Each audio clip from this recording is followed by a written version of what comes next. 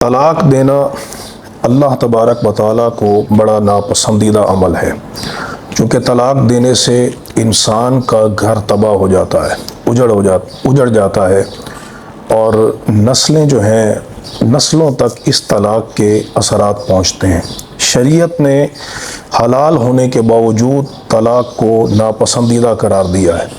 فرمایا کہ ابغض الحلال الی اللہ الطلاق، اللہ کے نزدیک حلال کاموں میں سب سے ناپسندیدہ کام جو ہے وہ طلاق ہے۔ طلاق اللہ تبارک و تعالیٰ کو سب سے ناپسندیدہ کام ہے، چونکہ اس میں قطع رحمی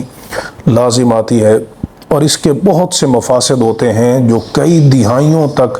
وہ مفاسد جو ہیں وہ جاری رہتے ہیں۔ شریعت نے بنیادی طور پہ طلاق کی دو قسمیں بیان کی ہیں، طلاق سری، طلاق کنایہ۔ طلاق سری اس طلاق کو کہتے ہیں جس میں صراحتاً طلاق کے الفاظ استعمال کیے جائیں، ٹھیک ہے۔ اس میں دو طلاقیں اگر ہوں تو وہ رجعی طلاق، یعنی اس میں عدت کے دوران بندہ رجوع کر سکتا ہے اور عدت کے بعد نکاح کر سکتا ہے۔ قرآن مجید میں اللہ تبارک و تعالیٰ نے ارشاد فرمایا الطلاق مرتان فامساک بمعروف او تسریح باحسان، کہ رجعی طلاق جو ہیں وہ دو مرتبہ ہیں، رجعی طلاق دو مرتبہ ہیں، پھر اس کے بعد یا تو بیوی کو روکنا ہے یا اس کو نیکی کے ساتھ آزاد کر دینا ہے۔ اب تیسری طلاق اس نے اگر فوراً دے دی یا کچھ عرصے کے بعد دی، بہر صورت جب تیسری طلاق دے گا تو قرآن نے فرمایا فَإِن طَلَّقَهَا، پس اگر اس نے اس کو تیسری طلاق دے دی، یہ فا تعقیب مال وصل کے لیے ہے جو فوری ترتب کا تقاضا کرتا ہے، یعنی تیسری طلاق اس نے دے دی تو ایسی صورت میں عورت اس کے لیے حلال نہیں ہوگی، اللہ یہ ہے کہ وہ حلالہ ہو۔ اور حلالہ کا تصور، یہ جو تصور ہے کہ مشروط نکاح کیا جاتا ہے، یہ حرام ہے۔ نبی کریم علیہ السلام نے محلل اور محلل لہ پر لعنت فرمائی ہے، ٹھیک ہے، تو یہ حرام ہے۔ غیر مشروط نکاح ہو جو ایک حقیقت پر مبنی نکاح ہوتا ہے، اس میں کبھی عورت جو ہے وہ طلاق پانے کے بعد یا اس کا دوسرا خاوند فوت ہو جائے تو عدت گزارنے کے بعد وہ نکاح جدید کے ساتھ پہلے خاوند کے پاس جا سکتی ہے۔ حلالہ کا یہ تصور ثابت ہے، اور اس میں تیسری طلاق یاد رکھیں فوراً دے یا کچھ عرصے کے بعد دے تو وہ طلاق بہر صورت نافذ ہو جائے گی۔ صحیح بخاری کے اندر حدیث پاک موجود ہے کہ حضرت رفاع رضی اللہ تعالیٰ عنہ نے، یہ کتاب جو ہے نا کتاب الادب ہے، اس میں یہ بات موجود ہے کہ حضرت رفاع نے، حدیث نمبر 6084 ہے، انہوں نے اپنی بیوی کو 3 طلاقیں دی، ٹھیک ہے نا، طلقها 3 تطلیقات، 3 طلاقیں دی، اور رسول اللہ صلی اللہ تعالیٰ علیہ وسلم نے ان کی طلاقوں کو نافذ فرمایا، بلکہ حضور نبی کریم علیہ السلام اس پر اتنے ناراض ہوئے کہ سنن النسائی کی حدیث ہے، بعض لوگ 3 طلاقیں دے کر پھر کہتے ہیں جی کہ ہم نے غصے میں آ کر دے دی تھی۔ تو یہ شریعت میں اتنا ناپسندیدہ عمل ہے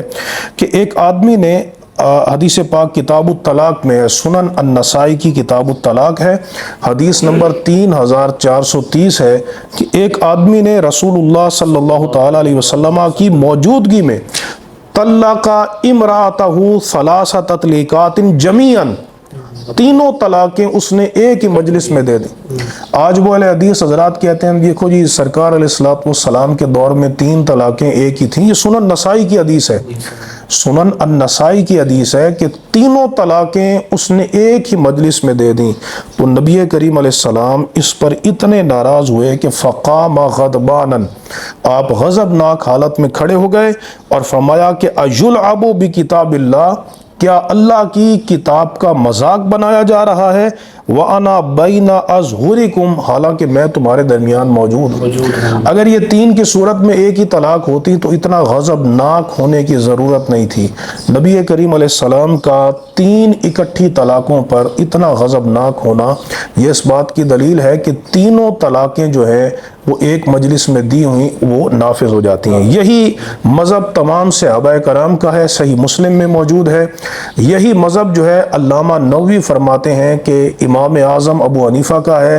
امام مالک کا ہے، امام شافعی کا ہے، امام احمد بن حنبل کا ہے، یعنی ائمہ اربعہ اس کے اوپر متفق ہے کہ ایک مجلس میں دی گئی 3 طلاقیں 3 ہی شمار ہوں گی۔ تو یہ تو ہے سری طلاق۔ اس کے بعد کنایہ طلاق ہے۔ کنایہ طلاق وہ طلاق ہے جس میں صراحتاً تو طلاق کے الفاظ نہیں ہوتے، لیکن اس میں دلالتاً ایسے الفاظ بولے جاتے ہیں کہ جو طلاق کے اوپر دلالت کرتے ہیں، طلاق کے معنی میں ہوتے ہیں، ٹھیک ہے نا، عورت کو نکاح سے نکالنے کے معنی میں ہوتے ہیں، جیسے آزاد کرنا، فارغ کرنا، اس طرح کے الفاظ اگر کوئی کہے۔ بعض میں پھر نیت شرط ہوتی ہے، بعض میں قرینہ دلالت حال جو ہے وہ دلیل ہوتی ہے، بعض میں غصہ کو دلیل بناتے ہیں، ٹھیک ہے نا۔ تو یہ طلاق کنایہ ہے۔ اس کو دینے کا جو سب سے بہتر طریقہ ہے، کبھی طلاق دینا ناگزیر ہو جاتی ہے، انسان بعض اوقات اس حد تک پہنچ جاتا ہے کہ وہ اگر بیوی کو طلاق نہ دے تو پھر اللہ تبارک و تعالیٰ کی شریعت کی نافرمانی لازم آتی ہے، ٹھیک ہے نا۔ اس صورت میں شریعت کہتی ہے کہ وہ 3 طلاقیں اکٹھی نہ دے، بلکہ جدا جدا بھی نہ دے، صرف ایک طلاق دے۔ اس کو طلاق احسن کہتے ہیں، طلاق سنت کہتے ہیں، صرف ایک طلاق عورت کو دے۔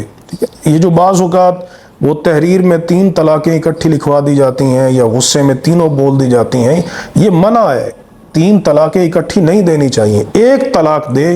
کیونکہ ہم نے 95% لوگوں کو دیکھا ہے کہ وہ 3 طلاقیں دے کر بعد میں پچھتاتے ہیں، نادم ہوتے ہیں، اس لیے وہ ایک طلاق دے۔ اب اگر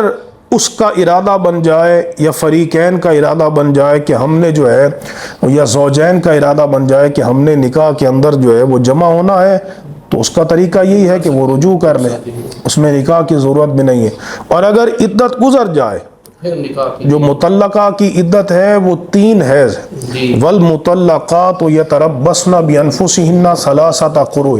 یا اگر وہ حاملہ ہے تو اس کی عدت وضع حمل ہے، وَأُولَاتُ الْأَحْمَالِ أَجَلُهُنَّ أَن يَضَعْنَ حَمْلَهُنَّ، حاملہ عورت کی جو عدت ہے وہ وضع حمل ہے۔